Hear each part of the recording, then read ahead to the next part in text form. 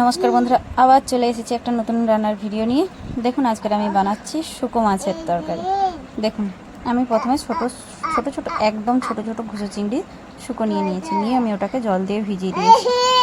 বালিগুলো ওর মধ্যে প্রচুর পরিমাণে বালি থাকে, বালিগুলো যাতে ছেড়ে যায় তার জন্য আমি জল দিয়ে দিয়েছি।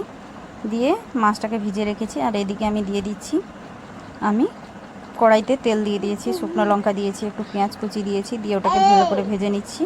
নেওয়ার পরে আমি দিয়ে দিচ্ছি 5 ফোড়ন। তারপরে যে শুকনো মাছগুলোকে আমি আগে থেকে ভিজিয়ে রেখেছিলাম সেগুলোকে আমি ভালো করে ছেঁকে, ভালো করে ধুয়ে ছেঁকে তুলে আমি কড়ার মধ্যে দিয়ে দিচ্ছি, ওটাকে হালকা ভেজে নিচ্ছি। নিয়ে আমি আজকে নোটে শাক আলু দিয়ে তরকারি বানাচ্ছি। ওটারই আমি তরকারি বানাবো নোটে শাক আলু দিয়ে। দেখুন আমি কিভাবে বানাচ্ছি, আপনারা এইভাবে বাড়িতে বানিয়ে খেয়ে দেখবেন, আশা করছি খুবই ভালো লাগবে।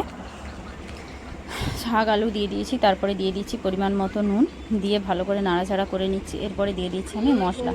আগে থেকে মশলাটাকে আমি বেটে রেখেছিলাম। মশলার মধ্যে দিয়েছি আমি একটু জিরে, সামান্য একটু সরষে। জিরের পরিমাণটা একটু বেশি দিয়েছি, সরষেটা কম দিয়েছি। দিয়ে দিচ্ছি শুকনো লঙ্কার গুঁড়ো, হলুদ গুঁড়ো, দিয়ে আমি ওটাকে ভালো করে নাড়াচাড়া করে নিচ্ছি।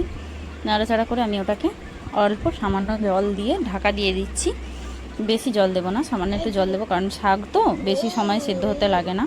আলুগুলোকেও আমি ছোট ছোট করে কেটে রেখেছিলাম, তো ওটাও সেদ্ধ হতে বেশি সময় লাগবে না। দেখুন আমার তরকারিটা হয়ে গেছে, ঢাকা দিয়ে দেওয়ার ফলে জলটাও শুকিয়ে গেছে, রান্নাটাও হয়ে গেছে। আপনারা চাইলে সামান্য একটু মিষ্টিও দিতে পারেন। যেহেতু আমি চিংড়ি মাছ দিয়েছি তাই আমি মিষ্টি দিইনি। আমাদের বাড়িতে তরকারিতে মাছ দেওয়া হলে তাতে মিষ্টি দেওয়া হয় না, তাই আমি মিষ্টি দিইনি। আপনারা চাইলে মিষ্টি দিয়েও খেতে পারেন। শাকের তরকারিতে অনেকেই মিষ্টি পছন্দ করে, তো আপনারা মিষ্টি দিয়ে খেতে পারেন। কেমন আছেন বন্ধুরা সবাই? আশা করছি খুবই ভালো লাগবে ভিডিওটি।